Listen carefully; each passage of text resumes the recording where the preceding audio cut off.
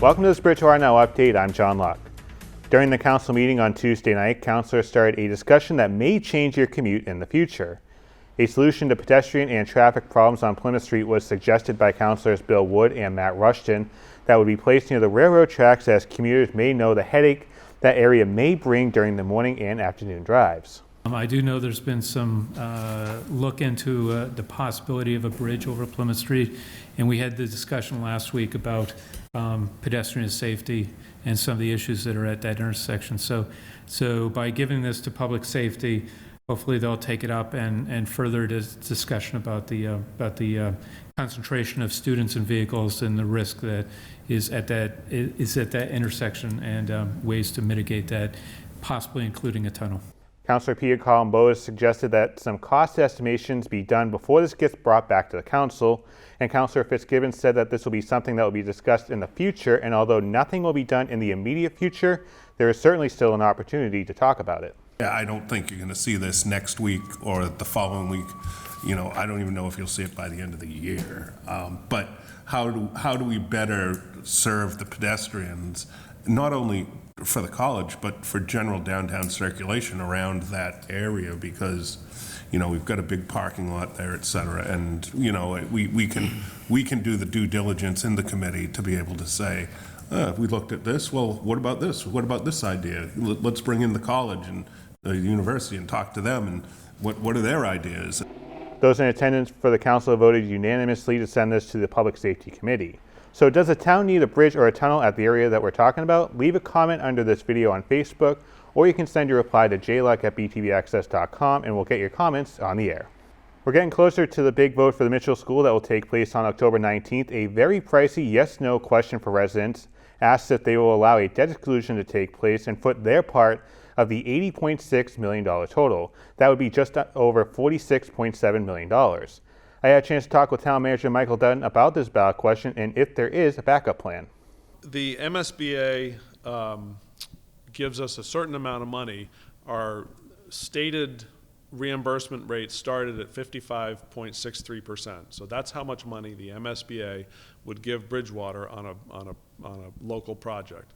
And as an example, when we did the old high school roof, that was our reimbursement rate.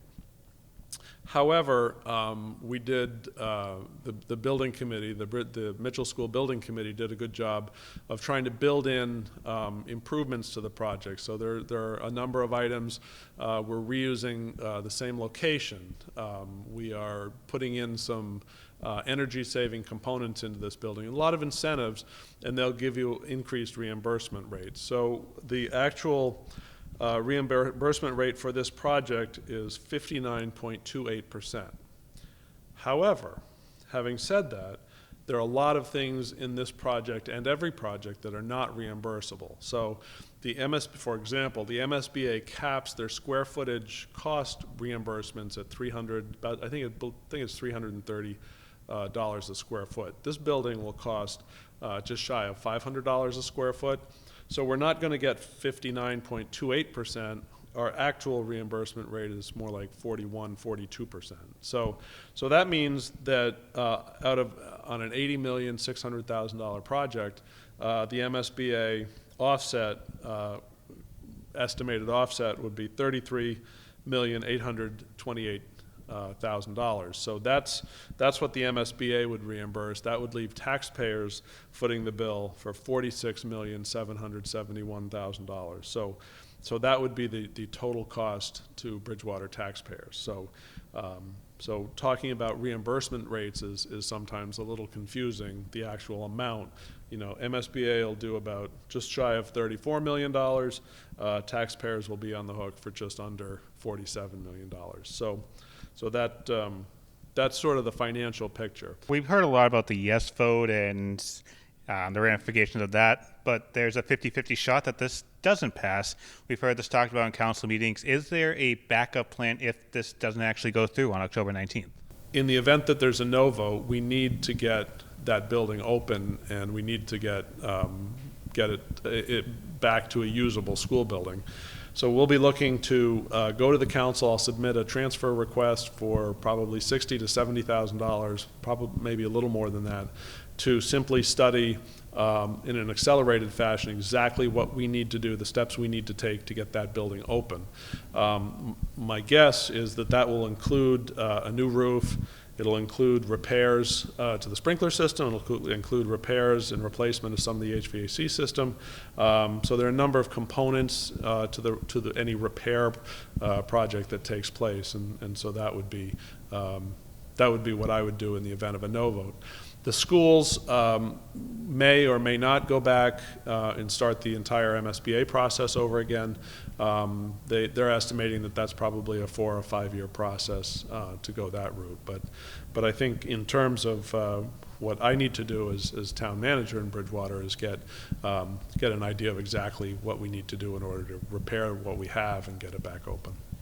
We'll have more from my talk with Mr. Dutton coming up over the next week, plus our tour from inside the Mitchell School. A very informational piece assembled by Brian Brower will feature an inside look at the school that hasn't had a student in it for nearly 5 years.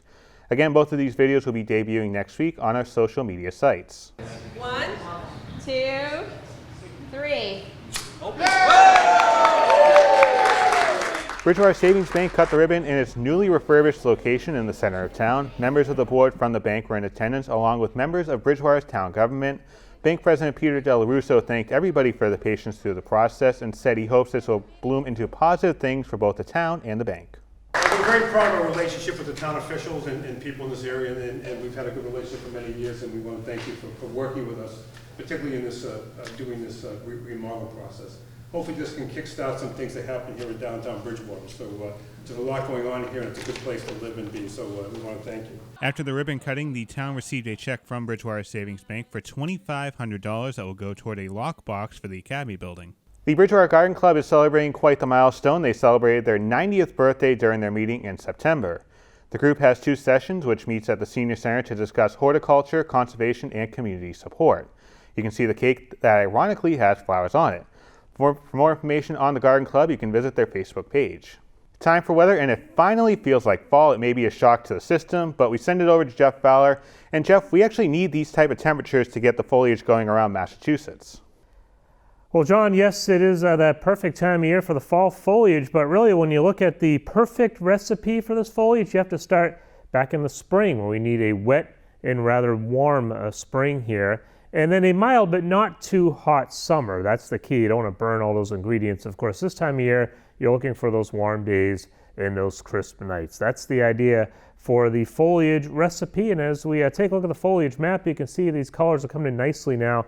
Where you see the reds, we are near peak across most of Maine, a good chunk of northern and central New Hampshire, parts of Vermont, upstate New York, and almost all of New England has at least a moderate color now, even splashing in parts of southern New England. Take you a tour. Start up in Coos County, New Hampshire. This is up towards northern New Hampshire. A lot of color up here. And as we make our way down 93, you can see we're filling in nicely parts of central New Hampshire as well. And even down towards Windham, we do have some decent color out along the roadways. So it is starting to look and feel like fall in most of New England, but in some of New England, it's starting to look like winter. How about this for Sunday River? First snowfall of the season. Officially 1 inch fell today, and that makes sense. Of course, Sunday River usually opens up the ski area right around Halloween, so they're getting ready for that, building that packed powder slowly but surely. A lot of white on the map here tonight. What is this, you ask? This is a frost advisory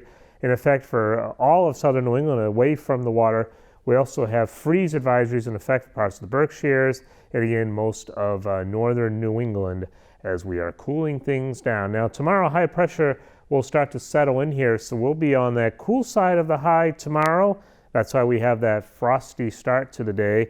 Well, plenty of sunshine tomorrow, but it will be pretty ineffective sunshine as highs struggle to get through maybe the low 60s. That's about it. Now Sunday the high starts to shift offshore. We start to get that return flow. So a bit warmer and a bit muggier on Sunday. We do have some rainfall, though, that'll be following this high. That'll be coming in here by early next week. So our weather for tonight, again, those clear conditions.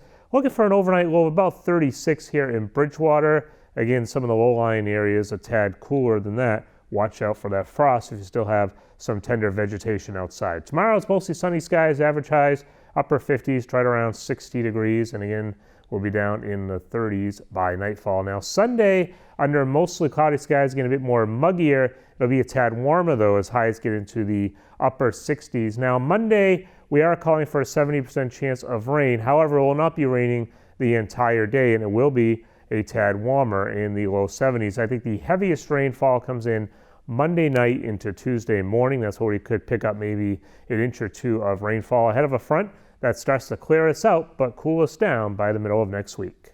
All right, Jeff, thank you. It looks like a great weekend for outdoor activities, perhaps even a great day for running. That has been said at many Bridgewater Kids road races run in the past, and the race returns this Sunday. The girls will start their race at 2 p.m. and the boys' race will start 20 minutes after that.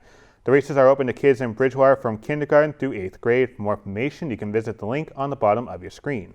The Bridgewater Fire Department will host an open house at Station 2 located on 774 Plymouth Street on Sunday from 10 a.m. to 1 p.m. This will be part of Fire Prevention Week, and you will be able to see some of the equipment that the fire department uses, along with some special demonstrations as well, including a Jaws of Life demonstration that will happen at 12:30. Kids can also enter for the opportunity to ride to school in a fire truck. Again, this will take place at Station 2 on Plymouth Street, not on School Street. Thanks for watching this update. I'm John Luck.